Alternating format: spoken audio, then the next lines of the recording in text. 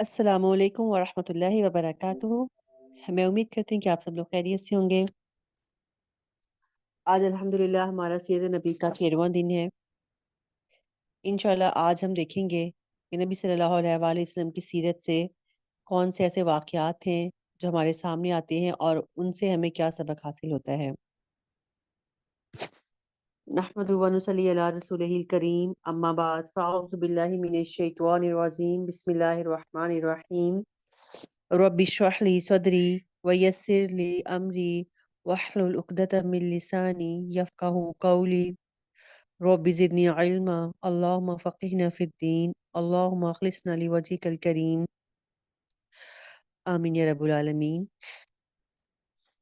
جیسا کہ کل ہم نے دیکھا تھا غزوہ احزاب کیسے مسلمانوں کو اس میں فتح حاصل ہوئی اللہ تعالیٰ کی مدد سے، اور اس کے بعد پھر جو یہودیوں کا قبیلہ تھا بنو قریظہ، انہوں نے مسلمانوں کے ساتھ جو غداری کی تھی اس کی انہیں کیا سزا ملی۔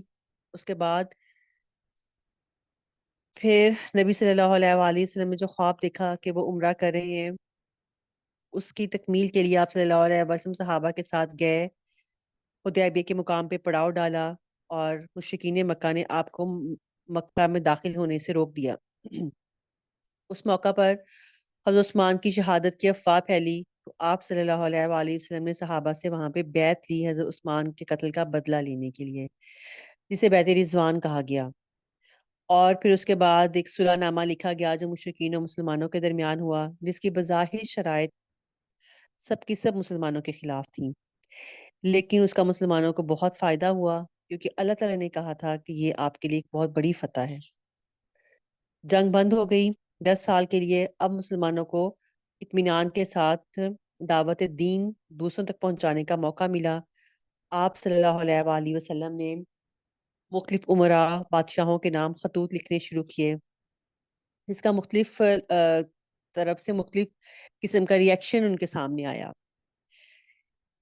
اسی طرح پھر نبی صلی اللہ علیہ وآلہ وسلم کی زندگی میں ایک اور اہم واقعہ غزوہ خیبر تھا، جو محرم 7 ہجری میں پیش آیا۔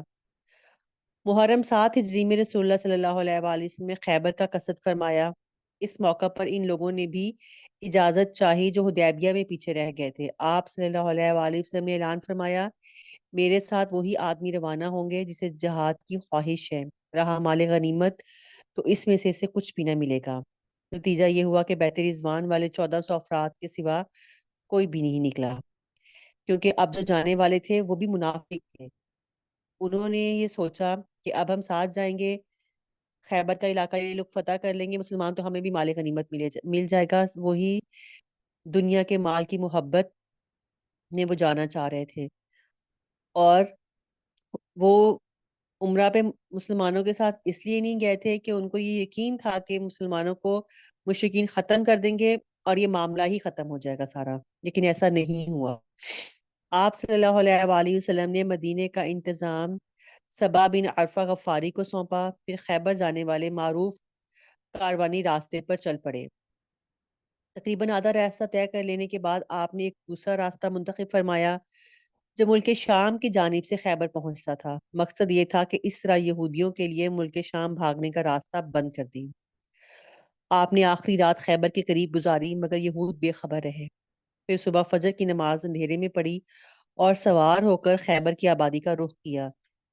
ادھر یہود بے خبری میں اپنے ہاوڑے اور ٹوکریاں وغیرہ لے کر اپنی زمینوں میں نکلے تو اچانک لشکر دیکھ کر چیختے ہوئے بھاگے، واللہ محمد لشکر سمیت آ گئے ہیں۔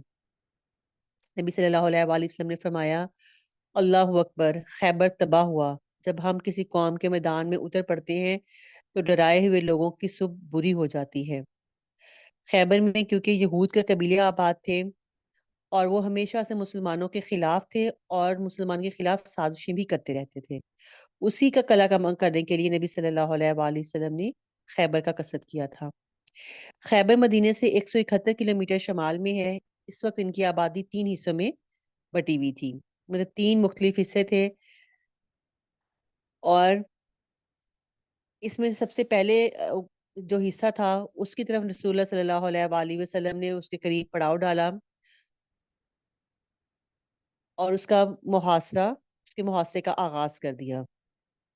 یہ بہت محفوظ، بلند اور مشکل چڑھائی والا قلعہ تھا اور یہود کی پہلی دفاعی لائن کی حیثیت رکھتا تھا۔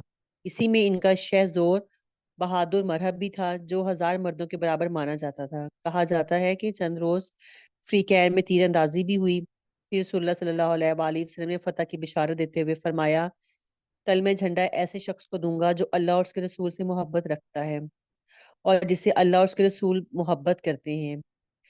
یہ سن کر انصار و مہاجرین سب نے اسی آرزو کے ساتھ رات گزاری کہ جھنڈا اسے دیا جائے۔ صبح ہوئی تو آپ صلی اللہ علیہ وآلہ وسلم نے فرمایا، علی کہاں ہیں؟ صحابہ نے کہا، ان کی آنکھ دکھ رہی ہے۔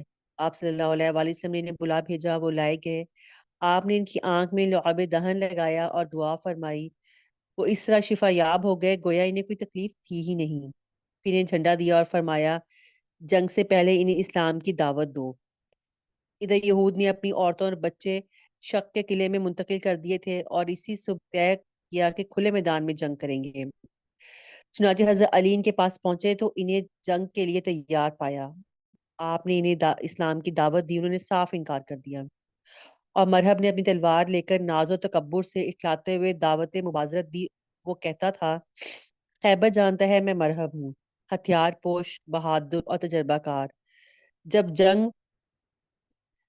جنگوں پہ کار شعلہ زن۔ اس کے مقابل حضرت عامر بن اقوا نمودار ہوئے، وہ کہہ رہے تھے، خیبر جانتا ہے میں عامر ہوں، ہتھیار پوش، شاہ زور اور جنگجو۔ پھر دونوں نے ایک دوسرے پر وار کیا۔ مرہب کی تلوار حضرت عامر کی ڈھال میں پھنس گئی اور حضرت عامر نے چاہا کہ اپنی تلوار سے یہودی کی پنڈلی کاٹ دے، مگر ان کی تلوار چھوٹی تھی، اس کی پنڈلی تک پہنچنے کی بجائے پلٹ کر حضرت عامر کے گھٹنے میں آ لگی اور بعد میں وہ اسی چوٹ سے انتقال کر گئے۔ نبی صلی اللہ علیہ وآلہ وسلم نے ان کے متعلق فرمایا، ان کے لیے دگنا اجر ہے، وہ بڑے جانباز مجاہد تھے، کم ہی ان جیسا کوئی عرب روئے زمین پر چلا ہوگا۔ اب مرہب کے مد مقابل حضرت علی نکلے۔ وہ یہ رجز کہہ رہے تھے، میں وہ شخص ہوں کہ میری ماں نے میرا نام حیدر رکھا ہے، جنگل کے شیر کی طرح خوفناک۔ میں میں انہیں ساق کے بدلے نیزے کی ناپ پوری کروں گا۔ اس کے بعد مرہب کو سر پر ایسی تلوار ماری کہ وہ وہیں ڈھیر ہو گیا۔ پھر مرہب کے بھائی یاسر نے نکل کر دعوت مبارزت دی۔ اس کے مقابل زبیر بن عوام نمودار ہوئے اور اسے بھی اس کے بھائی کے پاس پہنچا دیا۔ اس کے بعد گھمسان کا رن پڑا اور کئی یہودی مارے گئے، جس سے ان کے حوصلے ٹوٹ گئے اور وہ اپنے مورچے چھوڑ کر بھاگ نکلے۔ مسلمانوں نے ان کا پیچھا کیا اور قلعہ میں داخل ہو گئے۔ یہود نے بھاگ کے اس سے متصل جو قلعہ تھا اس میں پناہ لی اور مورچہ بندی کی، اور اس طرح یہ جو پہلا والا قلعہ تھا اس کا سارا غلہ اور کھجوریں جو تھی وہ مسلمانوں کے ہاتھ آ گئیں۔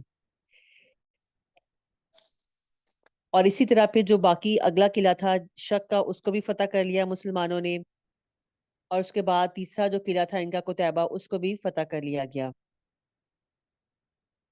اب جب لڑائی ختم ہوئی تو اس غزوے میں کل 93 یہودی مارے گئے اور مسلمان شہداء کی تعداد 15، 16 یا 18 آتی ہے۔ اور یہاں پر بری طرح سے جو تھی وہ ان کو شکست ہوئی یہود کو۔ اور پھر خیبر کی تقسیم کا جب معاملہ آیا، جب یہود نے امان حاصل کر لی تو جلا وطنی سے پہلے ایک نئی تجویز پیش کی۔ انہوں نے کہا جو بچ گئے تھے یہودی، اب ان کو یہ تھا کہ جلا وطن کر دیا جائے، وہاں سے نکال دیا جائے۔ تو انہوں نے وہاں سے نکلنے سے پہلے ایک تجویز پیش کی نبی صلی اللہ علیہ وآلہ وسلم کو، اے محمد، ہمیں اسی سرزمین میں رہنے دیں، ہم اس کی دیکھ بھال کریں گے، کیونکہ ہمیں آپ لوگوں سے زیادہ اس کی معلومات ہیں، اور پھل اور غلے کی جو پیداوار ہوگی اس کا آدھا آپ ہمیں دے دیا کریں گے۔ آپ نے اس شرط پر اسے منظور کر لیا کہ جب چاہیں گے انہیں خیبر سے جلا وطن کر دیں گے۔ چنانچہ اس شرط پر وہ مقیم رہے، اور حضرت عمر کے عہد میں جب انہوں نے شر اور خباثت کی راہ اختیار کی تو انہیں جلا وطن کر دیا گیا۔ جب حالات پرسکون ہوئے اور خوف جاتا رہا تو یہودی پھر اپنی خباثت پہ پلٹ آئے اور انہوں نے نبی صلی اللہ علیہ وآلہ وسلم کے قتل کی سازش کی۔ چنانچہ اپنے اکابر میں سے ایک شخص سلام بن مشکم کی بیوی کے ذریعے سے رسول اللہ صلی اللہ علیہ وآلہ وسلم کو ایک زہر آلود بکری ہدیہ کی۔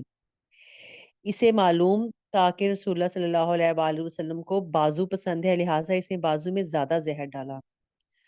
رسول اللہ صلی اللہ علیہ وآلہ وسلم نے اس بکری کا ایک لقمہ لے کر چبایا، پھر اسے تھوک دیا اور فرمایا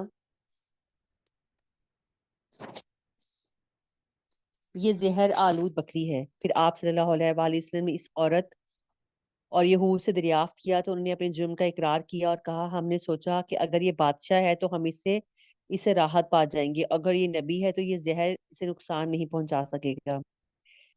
اس پر آپ صلی اللہ علیہ وآلہ وسلم نے یہود اور اس عورت کو معاف کر دیا، لیکن بعد میں بشر بن برا بن معرور اسی زہر کی وجہ سے انتقال کر گئے تو آپ صلی اللہ علیہ وآلہ وسلم نے عورت کو قصاص میں قتل کرا دیا۔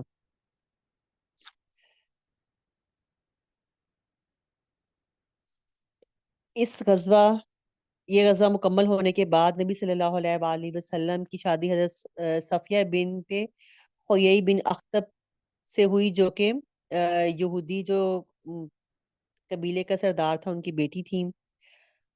وہ جب قیدیوں میں ان کو شامل کیا گیا تو انہیں رسول اللہ صلی اللہ علیہ وآلہ وسلم کی اجازت سے حضرت دہیہ بن خلیفہ کلبی نے لے لیا، لیکن صحابہ نے آ کے رسول اللہ صلی اللہ علیہ وآلہ وسلم سے عرض کی کہ وہ صرف آپ کے شان ہیں، وہ قریظہ اور بنو نذیر کے سردار ہیں۔ رسول اللہ صلی اللہ علیہ وآلہ وسلم نے انہیں بلا کر ان پہ اسلام پیش کیا، انہوں نے اسلام قبول کر لیا۔ اس پر آپ نے انہیں آزاد کر کے ان سے شادی کر لی اور ان کی آزادی ہی کو مہر قرار دیا اور انہیں بعض عورتوں کے حوالے کر دیا۔ پھر جب خیبر اور وادی قرا فتح ہو گئے اور فدق اور کے باشندوں نے اطاعت قبول کر لی اور آپ صلی اللہ علیہ وآلہ وسلم نے مدینہ واپسی کی راہ لی تو وادی صحبہ میں پہنچ کر حضرت صفیہ حلال ہو گئیں، چانچہ انہیں آپ کے پاس رخصت کر دیا گیا۔ آپ نے دلہا کی حیثیت سے ان کے ہمراہ صبح کی اور کھجور، پنیر اور گھی پہ مشتمل ولیمہ کھلایا اور پھر سفر 7 ہجری کے آخر یا ربیع الاول 7 ہجری کے اوائل میں مدینہ تشریف لائے۔ اس کے بعد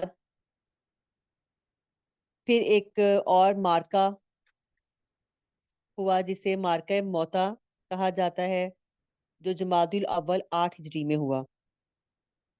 جو مختلف عمراء اور بادشاہوں کو رسول اللہ صلی اللہ علیہ وآلہ وسلم نے خطوط لکھے تھے، ان کے ذکر میں یہ بات تھی کہ شرجیل بن عمر غسانی نے حضرت حارث بن عمیر ازدی کو، جو رسول اللہ صلی اللہ علیہ وآلہ وسلم کا خط لے کر امیر بصرہ کے پاس گئے تھے، قتل کر دیا تھا۔ یہ حرکت اعلان جنگ کے مترادف تھی کہ کسی سفیر کو قتل کرنے کا مطلب ہوتا ہے کہ اس کے ساتھ اعلان جنگ کر دیا جائے۔ اس لیے جب رسول اللہ صلی اللہ علیہ وآلہ وسلم کو اس واقعے کی اطلاع ہوئی تو آپ پر یہ بات سخت گراں گزری، چنانچہ آپ نے 3,000 افراد کا ایک لشکر تیار کر کے زید بن حارثہ کو اس کا سپہ سالار مقرر کیا اور فرمایا اگر زید قتل کر دیے جائیں تو جعفر قتل کر دیے جائیں تو عبداللہ بن رواحہ امیر ہوں گے۔ اس لشکر کے لیے آپ صلی اللہ علیہ وآلہ وسلم نے سفید پرچم باندھا اور اسے حضرت زید بن حارثہ کے حوالے کیا اور وصیت فرمائی کہ جہاں حضرت حارث بن عمیر قتل کیے گئے تھے وہاں پہنچ کر اس مقام کے باشندوں کو اسلام کی دعوت دیں، اگر وہ انکار کریں تو لڑائی کریں۔ آپ صلی اللہ علیہ وآلہ وسلم نے فرمایا اللہ کے نام سے اللہ کی راہ میں اللہ کے ساتھ کفر کرنے والوں سے غزوہ کرو اور دیکھو بدعہدی نہ کرنا، خیانت نہ کرنا، کسی بچے، عورت اور قریب المرگ بوڑھے کو اور گرجے میں رہنے والے تارک دنیا کو قتل نہ کرنا، کھجور اور کوئی درخت نہ کاٹنا اور نہ کسی عمارت کو گرانا۔ یہ مسلمانوں کے اصول تھے جنگ لڑنے کے۔ آپ صلی اللہ علیہ وآلہ وسلم سنیت الوداع تک لشکر کے ساتھ تشریف لے گئے اور پھر اس سے الوداع کہا۔ اس لشکر نے جنوبی اردن پہنچ کر معان کے مقام پر پڑاؤ ڈالا۔ وہاں اسے معلوم ہوا کہ ہرقل 1,00,000 کا لشکر لے کے معاب میں خیمہ زن ہے اور اس کے ساتھ مزید 1,00,000 نصرانی عرب بھی شامل ہو گئے ہیں۔ اس اطلاع پر مسلمانوں نے 2 رات مشورہ کیا کہ آیا رسول اللہ صلی اللہ علیہ وآلہ وسلم کو لکھ کر آپ سے مزید مدد طلب کی جائے یا جنگ میں کود پڑے۔ ابن رواحہ نے یہ کہہ کر انہیں گرما دیا کہ اب آپ لوگ جس بات سے کترا رہے ہیں یعنی شہادت، یہ وہی چیز ہے جس کی طلب میں ہم نکلے ہیں۔ انہوں نے کہا ہم تعداد اور قوت اور کثرت کے بل پہ نہیں لڑتے، بلکہ ہماری لڑائی اس دین کے بلبوتے پر ہے جس سے اللہ نے ہمیں نوازا ہے، ہمارے سامنے دو خوبیاں ہیں، غلبہ یا شہادت۔ لوگوں نے کہا واللہ ابن رواحہ سچ کہتے ہیں۔ چنانچہ انہوں نے آگے بڑھ کر موتا میں پڑاؤ ڈال دیا، پھر وہیں لشکر کو ترتیب دیا اور لڑائی کے لیے تیار ہو گئے۔ مسلمانوں کا علم پہلے حضرت زید بن حارثہ نے لیا، پھر وہ لڑتے رہے یہاں تک کہ دشمن کے نیزوں میں گت گئے اور شہادت سے مشرف ہو کر زمین پہ آ رہے۔ ان کے بعد حضرت جعفر نے علم سنبھالا اور خوب ڈٹ کر جنگ کی۔ جب لڑائی کی شدت شباب کو پہنچی تو اپنے سرخ و سیاہ گھوڑے کی پچھ سے کود پڑے، اونچے کاٹ ڈالی اور وار پر وار کیے، یہاں تک کہ ان کا دایاں ہاتھ کاٹ دیا گیا۔ انہوں نے جھنڈا بائیں ہاتھ میں لے لیا اور بلند رکھا، یہاں تک کہ ان کا بایاں ہاتھ بھی کاٹ دیا گیا۔ پھر باقی ماندہ بازوؤں کی مدد سے جھنڈا آغوش میں لے لیا اور فضا میں لہراتا رہا، یہاں تک کہ وہ نیزوں اور تیر کے 90 سے زیادہ زخم کھا کر شہادت کے رتبے پہ سرفراز ہو گئے۔ یہ سارے زخم ان کے جسم کے اگلے حصے پر آئے۔ ان کے بعد حضرت عبداللہ بن رواحہ کی باری تھی۔ انہوں نے جھنڈا لیا، آگے بڑھے، پھر اپنے گھوڑے سے اتر کر لڑتے لڑتے شہید ہو گئے۔ ان کی شہادت پر جھنڈا حضرت ثابت بن ارکم نے تھام لیا تاکہ گرنے نہ پائے، اور مسلمانوں سے کہا کہ اب آپ لوگ کسی ایک آدمی پر اتفاق کر لیں۔ لوگوں نے حضرت خالد بن ولید پر اتفاق کر لیا اور اس طرح جھنڈا اللہ کی تلواروں میں سے ایک تلوار کی طرف منتقل ہو گیا۔ حضرت خالد نے آگے بڑھ کر اتنی پرزور اور بے نظیر جنگ کی کہ ان کے ہاتھ میں 9 تلواریں ٹوٹ گئیں۔ ادھر رسول اللہ صلی اللہ علیہ وآلہ وسلم نے صحابہ کو مدینے میں اسی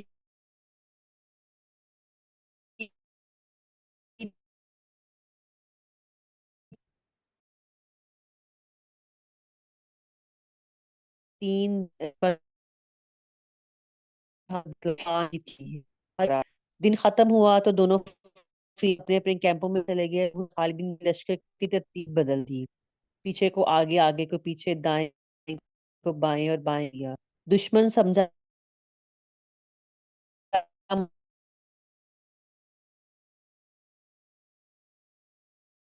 مسلمانوں کے لیے حضرت سے جھک کر پیچھے نہ ہوئی اس طرح مسلمان کے ٹاسنگ تک حمزہ مسلسل کمک پہنچ رہی ہے اور وہ چل کر رومیوں کو سیٹ کر لے جانا چاہتے ہیں، جہاں سے بسان نہیں تھا وہ جنگ۔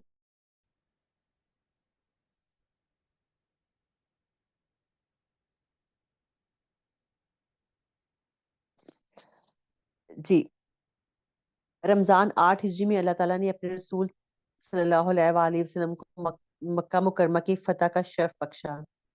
یہ سب سے عظیم فتح تھی جس سے اللہ نے اپنے دین اور رسول اللہ صلی اللہ علیہ وآلہ وسلم کو عزت بخشی، اپنے گھر اور اپنے شہر کو غلط ہاتھوں سے آزاد کیا، اور اس فتح پر آسمان والوں نے خوشی منائی اور کفار اللہ کے دین میں فوج در فوج داخل ہو گئے۔ اس کا سبب یہ ہوا کہ بنو بکر حدیبیہ کے معاہدے میں قریش کے ساتھ شامل ہو گئے تھے۔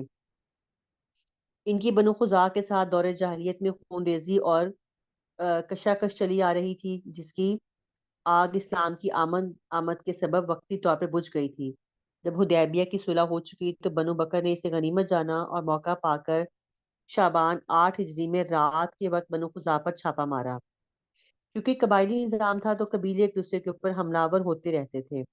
اس وقت بنو خزاع ایک وطیر نامی ایک چشمے پہ تھے۔ بنو بکر نے ان کے 20 سے زیادہ آدمی قتل کیے اور انہیں مکہ تک دھکیل لائے، بلکہ مکہ کے اندر بھی ان سے لڑائی کی۔ قریش نے بھی پس پردہ ہتھیاروں اور جنگجوؤں سے ان کی مدد کی۔ بنو خزاع چونکہ صلح حدیبیہ میں مسلمانوں کے ساتھ شامل ہو گئے تھے اور ان کی متعدد افراد مسلمان بھی ہو چکے تھے، اس لیے انہوں نے رسول اللہ صلی اللہ علیہ وآلہ وسلم کو اس واقعے کی اطلاع دی۔ آپ صلی اللہ علیہ وآلہ وسلم نے فرمایا واللہ میں جس چیز سے اپنی حفاظت کرتا ہوں اس سے تمہاری بھی ضرور حفاظت کروں گا، کیونکہ وہ مسلمانوں کے حلیف بن چکے تھے۔ بنو خزاع جو تھے، اب ان کے اوپر حملہ ہوا تھا تو مسلمانوں کا یہ فرض تھا کہ وہ ان کا ساتھ دیتے۔ ادھر قریش نے اپنی غلط کاری محسوس کی اور اس کے نتائج سے خوف زدہ ہوئے، اس لیے جھٹ ابو سفیان کو مدینے بھیجا کہ وہ عہد کو پختہ کرے اور مدت اور بڑھا دے۔ ابو سفیان مدینے پہنچا تو اپنی صاحبزادی ام المومنین حبیبہ کے گھر آیا۔ جب وہ رسول اللہ صلی اللہ علیہ وآلہ وسلم کے بستر پہ بیٹھنا چاہا تو انہوں نے بستر لپیٹ دیا۔ ابو سفیان نے کہا، بیٹی کیا تو نے اس بستر کو میرے لائق نہیں سمجھا یا مجھے اس بستر کے قابل نہیں گردانا؟ انہوں نے کہا، یہ رسول اللہ صلی اللہ علیہ وآلہ وسلم کا بستر ہے اور آپ ناپاک مشرک ہیں۔ ابو سفیان نے کہا، واللہ میرے بعد تمہیں شر پہنچ گیا ہے۔ پھر وہ رسول اللہ صلی اللہ علیہ وآلہ وسلم کے پاس آیا اور آپ سے گفتگو کی، آپ نے کوئی جواب نہ دیا۔ پھر وہ ابو بکر کے پاس گیا، وہ رسول اللہ صلی اللہ علیہ وآلہ وسلم سے بات کریں، انہوں نے کہا میں نہیں کر سکتا۔ اس کے بعد وہ حضرت عمر کے پاس آیا، انہوں نے سختی سے انکار کیا۔ اس کے بعد حضرت علی کے پاس آیا، انہوں نے معذرت کی اور مشورہ دیا کہ وہ خود لوگوں کے درمیان امان کا اعلان کرے اور واپس چلا جائے۔ اس نے ایسا ہی کیا۔ ادھر رسول اللہ صلی اللہ علیہ وآلہ وسلم نے غزوے کی تیاری شروع کر دی۔ صحابہ کو بھی اس کا حکم دیا اور مدینے کے گرد و پیش جو اعراب تھے انہیں بھی تیاری کے لیے کہا، لیکن خبر چھپائی رکھی اور دعا فرمائی، اے اللہ جاسوسوں اور خبروں کو قریش تک پہنچنے سے روک لے تاکہ ہم ان کے علاقے میں اچانک ان کے سروں پر پہنچ جائیں۔ مزید رازداری کے لیے آپ نے اوائل رمضان میں حضرت ابو قتادہ کو مدینے سے 36 میل دور بطن عزم کی طرف روانہ فرمایا تاکہ سمجھنے والا یہ سمجھے کہ آپ اسی علاقے کا رخ کریں گے۔ ادھر حضرت حاتب بن ابو بلتا نے قریش کو ایک رکا لکھ کر یہ اطلاع بھیجی کہ رسول اللہ صلی اللہ علیہ وآلہ وسلم حملہ کرنے والے ہیں۔ آپ صلی اللہ علیہ وآلہ وسلم نے اس بات کو راز رکھا تھا، لیکن ان صحابی نے خط لکھ کر قریش کو اطلاع دینے کی کوشش کی۔ انہوں نے یہ رکا ایک عورت کو دیا اور اسے قریش تک پہنچانے کا معاوضہ دیا۔ رسول اللہ صلی اللہ علیہ وآلہ وسلم کے پاس آسمان سے خبر آ گئی اور آپ صلی اللہ علیہ وآلہ وسلم نے حضرت علی، حضرت مقداد، حضرت زبیر اور حضرت ابو مرثد غنوی کو یہ کہہ کے بھیجا کہ روزہ کھا جاؤ، وہاں ایک خودج نشین عورت ہوگی، اس کے پاس ایک رکا ہوگا، وہ اس سے لے لینا۔ انہوں نے جا کر رکا طلب کیا۔ عورت نے کہا، میرے پاس کوئی رکا نہیں ہے۔ ان لوگوں نے کہا، یا تو رکا نکالو ورنہ ہم تمہیں ننگا کر دیں گے۔ اس پر اس نے اپنے جوڑے سے رکا نکالا کہ لوگ اسے لے کے نبی صلی اللہ علیہ وآلہ وسلم کے پاس آئے۔ آپ نے دریافت فرمایا، حاتب یہ کیا ہے؟ حاتب نے معذرت کی کہ مکہ میں میرے اہل و عیال اور بال بچے ہیں اور قریش میں میری کوئی قرابت داری نہیں ہے، اس وجہ سے وہ میرے بال بچوں کی حفاظت کریں تو میں نے چاہا ان پر کوئی احسان کروں کہ اس کے بدلے وہ میرے اہل و عیال کی حفاظت کریں، ورنہ میں نے یہ کام اسلام سے مرتد ہونے کے سبب کیا ہے نہ کفر سے راضی ہونے کے سبب۔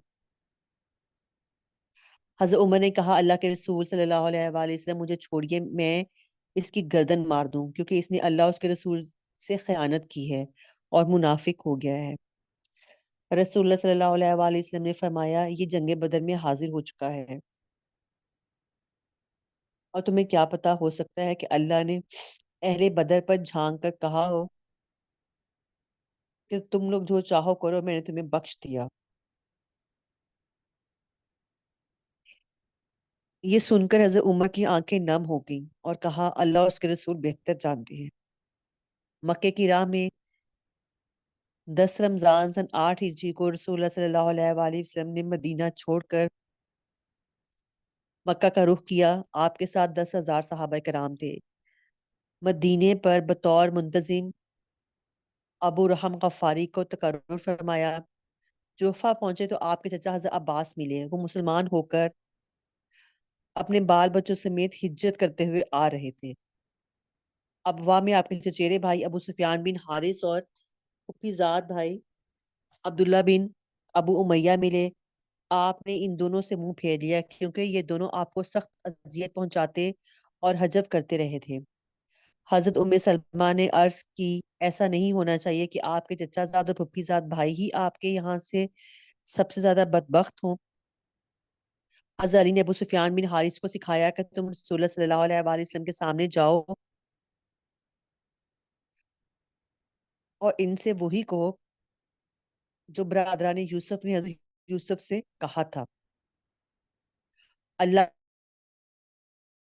کی قسم، اللہ نے آپ کو ہم پہ، لیکن ہم کار تھے۔ انہوں نے ایسا ہی کیا۔ رسول اللہ صلی اللہ علیہ وآلہ وسلم نے فرمایا، آج تم پہ کوئی سرزنش نہیں ہے، اللہ تمہیں بخش دے اور وہ سب سے زیادہ رحم کرنے والا ہے۔ اس پر ابو سفیان نے آپ کو چند اشعار سنائے اور اپنی साबका हरकत पर माजरत की। जब आप कुदैत पहुंची और देखा कि लोगों पर रोजा गिरां गुजर रहा है तो रोजा खोल दिया और लोगों को भी खोलने का हुक्म दिया। फिर सफर जारी रखा यहाँ तक कि ईशा के वक्त आपने मराव जहरान में नजूल फरमाया। आपके हुक्म से लश्कर ने अलग अलग आग जलाई। यूं आग के 10,000 अलाव रोशन किए गए और हजरत उमर को पहरे पे मुकर्रर फरमाया। इधर अबू सुफियान खौफ और अंदेशे के आलम में निकला। इसे कुछ पता न था कि इसके साथ हकीम बिन हजाम और बुदैल बिन वर्का भी थे। आग देखी तो कहने लगे, आज जैसी आग और लश्कर तो हमने कभी देखा ही नहीं। बुदैल ने कहा, ये खुजा हैं। अबू सुफियान ने कहा, खुजा इससे कहीं कम और जलील हैं। ये इनकी आग और इनका लश्कर नहीं है।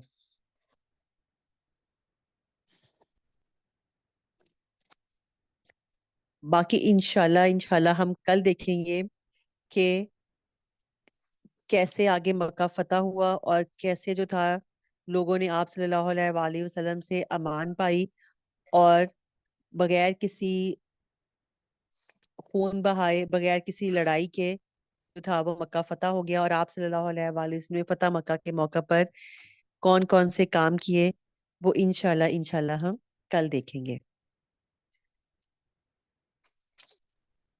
अल्लाह ताला हमें नबी सल्लल्लाहु अलैहि वसल्लम की सीरत पर अमल करने की तौफीक दे। जो कुछ हम पढ़ते हैं अल्लाह ताला उसको हमारे दिलों में रासिख कर दे। और अल्लाह ताला हमें उन सवालों के जवाब देने की तौफीक दे जो कब्र में हमसे पूछे जाएंगे नबी सल्लल्लाहु अलैहि वसल्लम के हवाले से। और आप सल्लल्लाहु अलैहि वसल्लम की अल्लाह ताला हमें शिफात नसीब फरमाए। आमीन या रब्बुल आलमीन। रब्बना तक़ब्बल मिन्ना इन्नका अंतस समीउल अलीम व तुब अलैना इन्नका अंतत तव्वाबुर रहीम। सुब्हानक अल्लाहुम्मा व बिहम्दिका अशहदु ला इलाहा इल्ला अंता अस्तगफिरुका व अतूबु इलैक। अस्सलामु अलैकुम व रहमतुल्लाहि व बरकातुहू।